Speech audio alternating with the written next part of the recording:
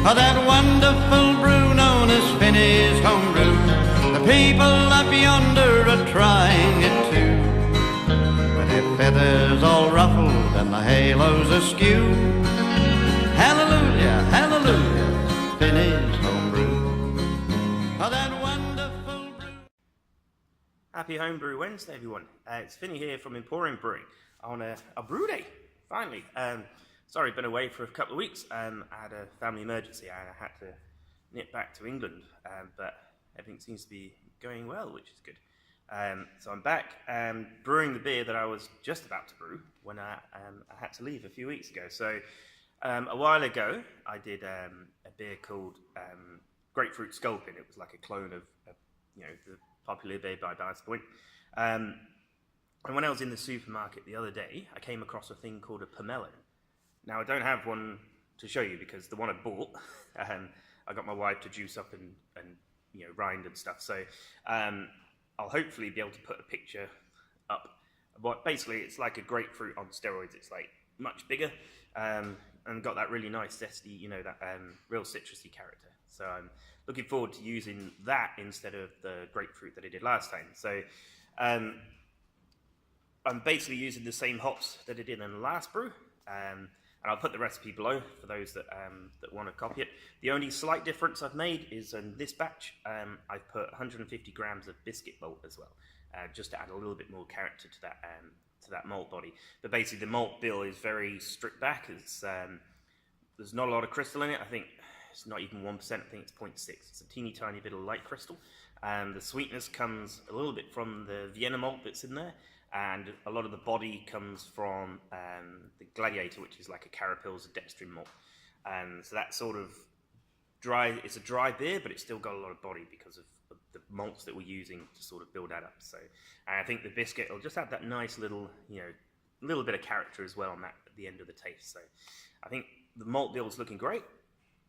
The hops, I'll have to look this up. I can't remember what they were, but I'm pretty sure it's like Amarillo, Centennial, and something else. Big American hops that we're all used to. And then, the Pomello that I had, it was about this size. And Laura scooped out all in the middle and blitzed that. So that's sitting in a pot, ready to go. That's going to go in at the end of the boil, about 10 minutes to go. And I've got the zest, which will go into the keg and just sit there and, marinate and make it all taste lovely. So I'm going to crack on. I don't know if you've seen my mill before. Have a look. Here it is. So this is a great big vat thingy that came from the cheese factory that closed down around here.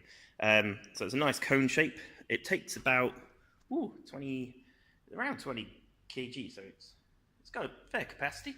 And I'm just milling into a keg at the moment with a bag in it. Eventually, I think I'll sort something out to sit this all into, so it's a bit easier to use, because it's a bit sort of, that's just sitting on there at the moment. But yeah, here we go. You can probably see through there.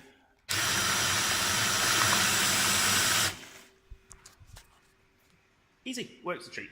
So I'm going to carry on milling. The water's already ready, so I'll get mashing in, and then do something else in the meantime while it's mashing. Alright, catch you in a moment. Rightio, we're just finished milling the malt. I've noticed there's still quite a few large bits of grain in there.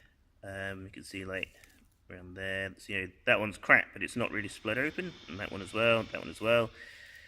So, what we're going to do, put it all back in. And because when I set up the mill, I put these marks on it, what I'm going to do is just move it back that way a bit. Customer. And that will move the mill gap in a bit, and we can mill it again and get the right consistency. Rightio, best so serve the customer. Rightio, so this is it after the second run through, and as you can see, there's a lot more of the dust. There's still a few bigger bits, but they're not actually attached to much. And after a bit of moving it around and stuff, they fall apart quite nicely. So that's looking pretty good. Happy days. Right, let's get mashed in. Right. So this is one of the things I love about the grain father. When it come up to the hour of mashing, I came back to here and it was quite cloudy. But now you can see the plate quite clearly.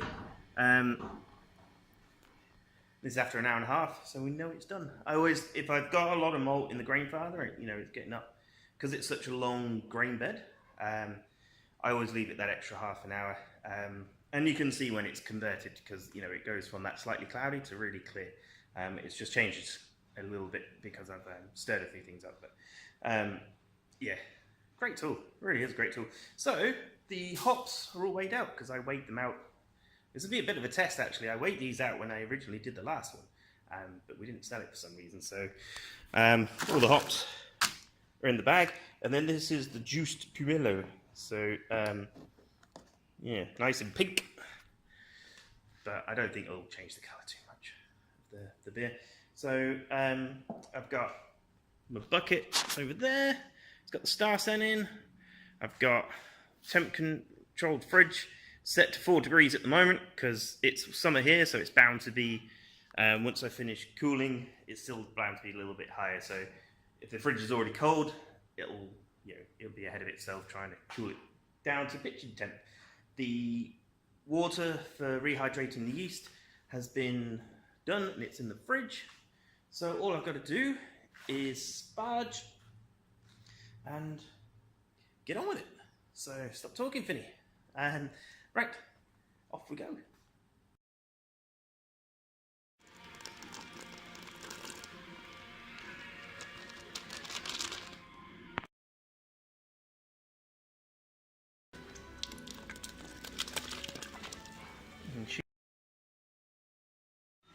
Lucky last. Right, so that was about a week ago now. I'm a bit slow posting this one up. So we're just under our original gravity, a wee bit low. But it's fermenting out nicely. Hopefully I'll get to keg it this week. So we can have it ready for the weekend, because we've got a few people coming, because this weekend we have a thing called Keg Cora that my wife and I have put on under the name of Emporium Brewing, which is like a mini craft beer festival. So it'll be Kai Cora's first one. So hopefully it goes well and people get on board and have a nice relaxed day up at the cellar view. The place we're having it at isn't in our website, on our on our brewery site, because at the moment it's just a bit of a mess around here. We can't host anything, so we've used what used to be called Cellar View, which is a restaurant up on the hill just before you come into Kaikoura. So hopefully I'll be able to take some footage and some photos, and yeah, we can have a good time. So tickets are just about getting there, around where we want them. So that's good. Yay. So back to the beer. It's, like I said, yeah, fermenting out all nice. I've got the rind of the pomelo. I've got to defrost it, sort it out so there's not much pith, and then I'll put that into the keg, just in probably a mesh bag, so it doesn't clog up the dip tube. Apart from that, it's all good. So what I'm drinking is a test batch for a beer that we're going to send to Gabs, which is a great Australian beer spectacular. And it is, now bear with me, it is a white Belgian sweet stout. There you go, got it right. So basically we're trying to use some local ingredients. So in here we used goat's whey to try and add the lactose finish. So in the sparge water that we heated up, I took 10 litres out, because it's only a 20 litre batch, and added 10 litres of whey in. So it's, and you can definitely taste it on the back end of the feel. Sorry, the back end of the taste, the mouthfeel. So it just adds that little bit of creamy sweetness. The whey, when we get it, it's actually quite acidic. It's like 3.2 or something like that. It's quite low. So you've just got to be mindful of that when you're using that as sparge water, to bump it up a wee bit with some some baking powder. So we then, fermented it out with a Belgian yeast. We used or the Abbey Yeast, I think it's called, from Mangroves Jacks, and it's a bit banana-y for my liking. So we've got the other one, the triple, that I've used before, which is a bit spicier, and we're going to use that one in the main brew. So yeah, ferment it out, and then in the into the secondary, I guess you'd call it, we added cocoa nibs and coffee beans.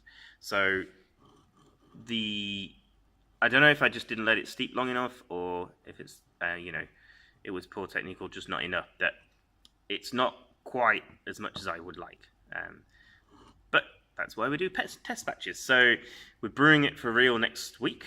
So hopefully I won't be able to get any footage because unfortunately I'll be stuck here.